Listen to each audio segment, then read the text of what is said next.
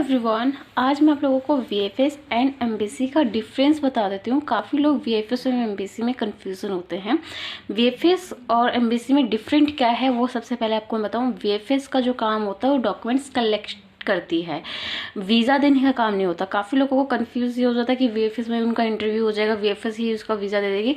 VFS का काम होता है डॉक्यूमेंट्स कलेक्ट करके एंड एम्बेसी को पहुंचाती है आपके डॉक्यूमेंट्स को, और एम्बेसी का काम होता है इंटरव्यू लेना एंड उसका वीज़ा देना होता है। ठीक है, तो और वीज़ा लगने के बाद आपको कभी जो वीएफएस से ही आपको पासपोर्ट कॉपी मिलता है। तो आप लोगों को लगता होगा कि वीएफएस वाले ने ही स्टैंपिंग करके दिया है, आप उससे लड़ते हो या कुछ भी कहते हो, तो उनका कोई कहने का कोई मीन्स नहीं है कि हम उनके कुछ बोल सकते हैं।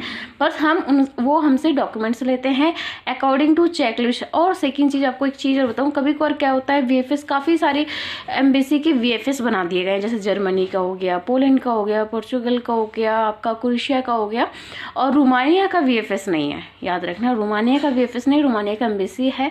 इसी की वजह से सारे काम डिले हो रहे हैं। एम्बेसी एक ही एम्बेसी है और 3-4 कंट्री का काम एक ही एम्बेसी में काम हो रहा है, तो इसकी वजह से ही काम डिले हो रहा है। अगर वीएफएस हो जाता है तो शॉर्ट थोड़ा सा बर्डन कम हो जाता है। वो एम्बेसी और वीएफएस के बीच का वो है कि वो अपना काम थोड़ा सा बर्डन कम करने के लिए।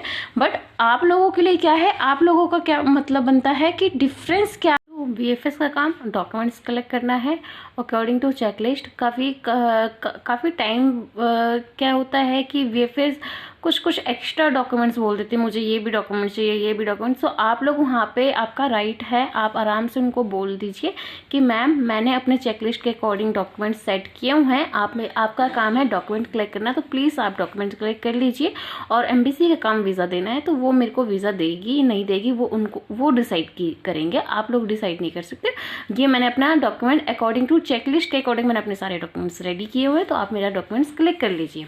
बस आपको इतना ही बोलना है, वो कलेक्ट कर लेंगे, नहीं करेंगे, कभी कभार नहीं भी करते हैं, कोई रीज़न आ जाता है, तो आप अपने वहाँ पे अपने अकॉर्डिंग टू उनसे बात करके आप सबमिट करवा दीजिए।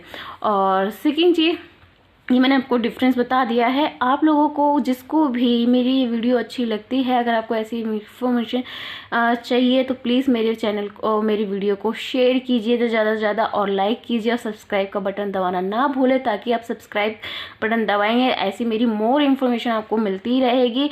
और आपको जितने जिसका जो क्वेश्चन है, कोई क्वेरी है, आप मुझे कमेंट कर सकते हो। काफ़ी टाइम ये होता है कि मैं वैसे मोस्टली कमेंट मैं पढ़ती हूँ आप लोगों के, मैं रिप्लाई भी कर देती हूँ, बट बिजी शेड्यूल होने की वजह से कभी कभार नहीं भी पढ़ पाती हूँ। बट अगर जिसका रिप्लाई नहीं करती हूँ